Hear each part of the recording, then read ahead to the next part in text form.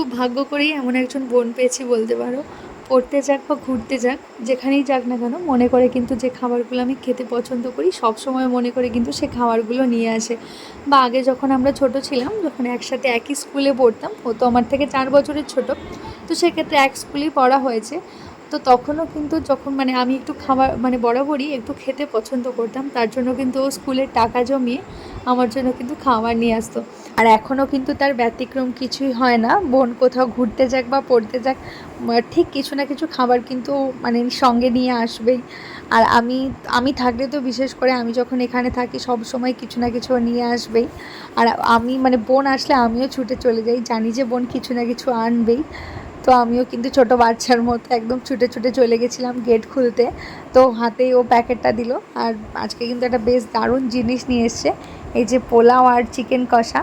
তো অনেক দিন ধরেই বলছিল, ও যেখানে পড়তে যায় শ্রীরামপুরে, তো সেখানে একটা নতুন রেস্টুরেন্ট ওপেন হয়েছে, তো সেখানের খাবারগুলো নাকি বেশ টেস্টি। আর সত্যিই টেস্টি, কারণ এর আগের দিন যখন পড়তে গেছিলো তখন ওই তান্দুরি চিকেন নিয়ে এসেছিলো, সেটার টেস্টটাও কিন্তু বেশ ভালো ছিল।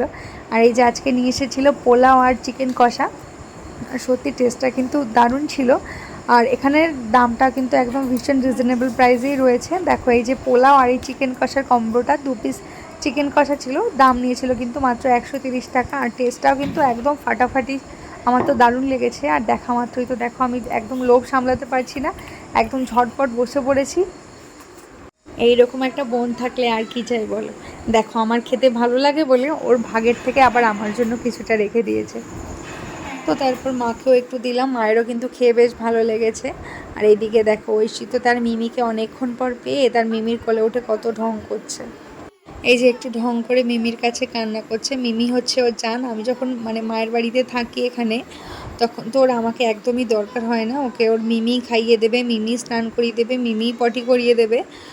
দিদা আর মিমি হলে ওর মোটামুটি আর মাকে তো চাই না। আর সত্যি কথা বলতে ওকে মিমিও ভীষণ ভালোবাসে, ওর পটি পরিষ্কার করার থেকে স্নান করা, খাওয়ানোর, ও মোটামুটি বোন যতক্ষণ বাড়িতে থাকে সব দায়িত্বটাই ওর। আর এইদিকে আমি কিন্তু বেশ ভালোই আছি, নো চাপ একদম, শুধু পায়ের ওপর পা তুলে খাচ্ছি, ঘুমোচ্ছি আর ফোন টিপছি। তো যাই হোক, আজকের ভিডিওটা এই পর্যন্তই। ভিডিওটা তোমাদের কেমন লাগলো অবশ্যই একটা কমেন্ট করে জানিও। আজকের মতো সকলকে টাটা।